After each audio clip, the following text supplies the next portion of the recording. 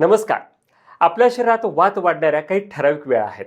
म्हणजे दिवसात संध्याकाळच्या वेळेस, ऋतूमध्ये पावसाळ्यात, वयामध्ये वृद्धापकाळात आणि अवस्थेमध्ये स्त्रियांच्यात प्रसूतीनंतर वात सगळ्यात जास्त वाढतो. विशेषतः प्रसूतीनंतर जर आपण ह्या वातावरती योग्य नियंत्रण ठेवलं नाही तर त्याच्यातून मग अनेक वातविकारांना निमंत्रण मिळू शकतं. आणि म्हणूनच आजच्या व्हिडिओमध्ये मी प्रसूतीनंतर वातावरती कसं नियंत्रण ठेवायचं हे सांगणार आहे. हा व्हिडिओ तुम्ही तर शेवटपर्यंत ऐकाच, पण जर तुमच्या आजूबाजूला गर्भिणी असतील, नुकत्याच प्रसूत झालेल्या स्त्रिया असतील तर त्यांच्यापर्यंत हा व्हिडिओ पोहोचवा. आणि त्यापेक्षा सुद्धा महत्त्वाचं म्हणजे त्या स्त्रियांची काळजी घेणारे जे तिचे कुटुंबीय आहेत त्यांच्यापर्यंत सुद्धा हा व्हिडिओ नक्की शेअर करा.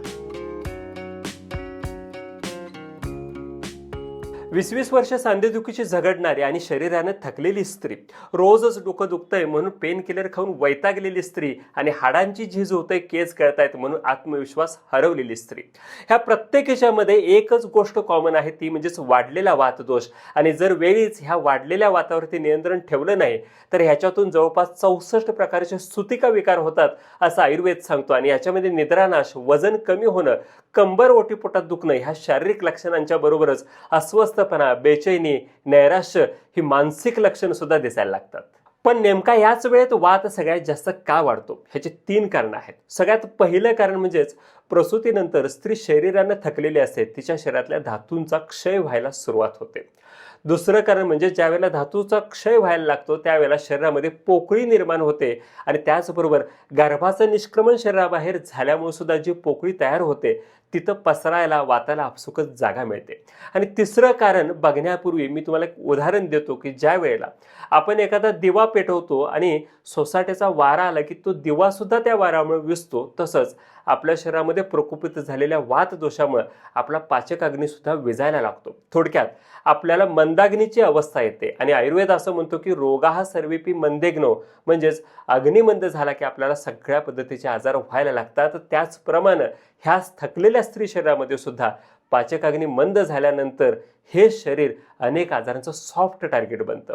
प्रसूतीनंतरच्या या कालावधीस आयुर्वेदामध्ये सुतिका काळ असं म्हटलंय, ज्याला आपण पोस्ट पार्टल पिरियड म्हणतो. आणि प्रसूतीनंतरच्या त्या स्त्रीस सुतिका असं आयुर्वेदामध्ये संबोधलंय.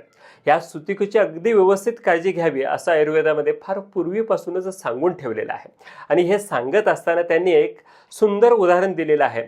जीर्णे भवनम सर्वतः श्लतबंधनम, म्हणजेच एखादा जुनाट वाडा ज्याचं सगळे सपोर्ट निघून गेलेले असतात, तो वादळ, वारा, पाऊस ह्यांना तोंड द्यायला जसा असमर्थ बनतो, तसंच प्रसूतीनंतरचं स्त्रीचं शरीर सुद्धा लहान सहान आजारांना सुद्धा तोंड देण्यास असमर्थ असतं. म्हणूनच तिची अगदी व्यवस्थित काळजी घ्या असं सांगितलंय. मग ही काळजी कशी घ्यायची, वाढलेल्या वाताला कसं जिंकायचं? सगळ्यात पहिली गोष्ट म्हणजेच तिचं नित्य नेमानं अभ्यंग करा. म्हणजेच खूप जोर न लावता शरीराला तेल लावा. ह्यामुळं त्वचेकडचा वात कमी होतो, मन सुद्धा हलकं होतं, पाठ, मान, खांदे काही दुखत असेल तर ते सुद्धा कमी होतं. आणि ह्याच्यातून एक ॲडिशनल बेनिफिट मिळतो, तो म्हणजेच ऑक्सिटोसिनची पातळी व्यवस्थित होते आणि त्यामुळे दूध येण्याची प्रक्रिया सुद्धा सुरळीत चालू होते. मग याच्यासाठी तुम्ही बला तेल, धानवंतर तेल, क्षीरबला तेल वापरू शकताय. ह्यापैकी कुठलंही तेल उपलब्ध नसेल तर तुम्ही तिळाचं तेल सुद्धा वापरू शकताय. पण काही लोक खोबरेल तेल अभ्यंगासाठी वापरतात, ते मात्र तुम्ही टाळायला हवं. यानंतर दुसरी गोष्ट आहे ती म्हणजेच पट्टबंधन, म्हणजेच ओटीपोटाला पट्टी बांधणं. आयुर्वेदामध्ये फार पूर्वीच हे उद्वेष्टन ह्या नावानं सांगून ठेवलंय. अलीकडच्या काळामध्ये ह्यालाच ॲबडोमिनल बाइंडिंग असं सुद्धा म्हटलं जातं. पण अशी ओटीपोटाला पट्टी बांधून ठेवल्यामुळं ओटीपोटाच्या स्नायूंना चांगला आधार मिळतो आणि त्यामुळे तिथली पोकळी कमी होते, वात वाढण्याची शक्यता सुद्धा खूप कमी होते. आणि त्याबरोबरच आपलं पोट आणि गर्भाशय जे आकुंचित होत असतं, पुन्हा त्याच्या मूळ आकारात येत असतं, त्याच्यामध्ये सुद्धा ह्या पट्टबंधनामुळे जास्त मदत मिळते. इथला वात कमी करण्यासाठी ह्याबरोबरच तुम्ही दशमूलारिष्ट आणि जिरकारिष्ट ही औषधं सुद्धा डॉक्टरांच्या सल्ल्याने घेऊ शकताय.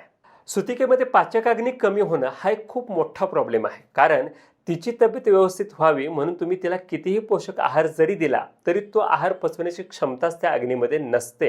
आणि म्हणूनच पहिल्यांदा तुम्ही पाचक अग्नी वाढवण्याकरता तिला सुंठ पाणी किंवा गूळ आणि सुंठीचं मिश्रण, त्याचबरोबर तूप आणि जिरे एकत्र करून भाताबरोबर खायला देऊ शकता. सौभाग्य सुंठीपाक नावाचं सुद्धा एक अत्यंत उत्तम औषध आहे जे तुम्ही वैद्यकीय सल्ल्याने इथं वापरू शकता. पण ह्या काळामध्ये लगेचच पोषक आहार न देता पहिल्यांदा तिला मुगाचं सूप, भाताची पेज, कुळथाचं कडण, मांसरस ह्या गोष्टी जर दिल्या तर ह्याच्यातून तिला ताकदसुद्धा येईल.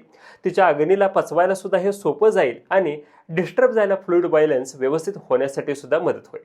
एकदा भूक चांगली लागायला लागली की मग तुम्ही चांगला पोषक आहार सुद्धा देऊ शकताय. म्हणजेच दूध आणि दुधाचे पदार्थ, तूप घालून बनवलेल्या वेगवेगळ्या रेसिपीज, ड्रायफ्रूटची खीर असे सगळे पदार्थ द्यायला हरकत नाही. फक्त आयुर्वेदामध्ये तिच्या मनाचा सुद्धा विचार केलाय. म्हणजेच ह्या सगळ्या गोष्टी तुम्ही देत असताना तिला त्या हृदय म्हणजे मनाला जर आवडणाऱ्या असतील तरच तिच्या शरीराला त्याचा फायदा होईल.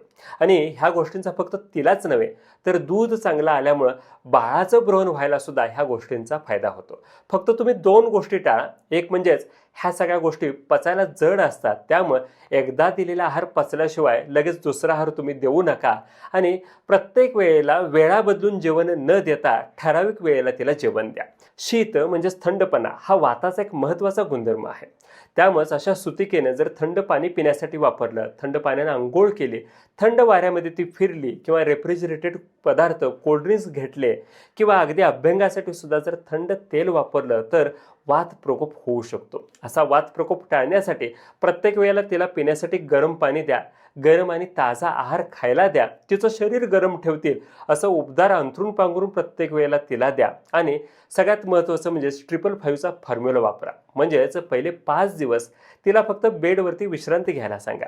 नंतरचे 5 दिवस तिला बेडरूममध्ये थोडीशी फिरण्याची मुभा द्या आणि त्यानंतरचे 5 दिवस तिला थोडंसं घरात फिरायला सांगा. म्हणजे जेणेकरून तिचा बाहेरच्या वायूशी जास्त संपर्क येणार नाही. फार पूर्वीपासून चालत आलेला शेक किंवा धुरी देण्याचा प्रघात सुद्धा ह्याच शीत गुणधर्माला कमी करण्यासाठीच आहे. वृक्ष हा सुद्धा एक वाताचा महत्त्वाचा गुणधर्म आहे आणि त्यामुळेच वृक्षगुणाच्या गोष्टी म्हणजेच हरभरा, वाटाणा, मटकी, बेकरी प्रॉडक्ट्स तुम्ही देणं ह्या अवस्थेमध्ये टाळायला पाहिजे.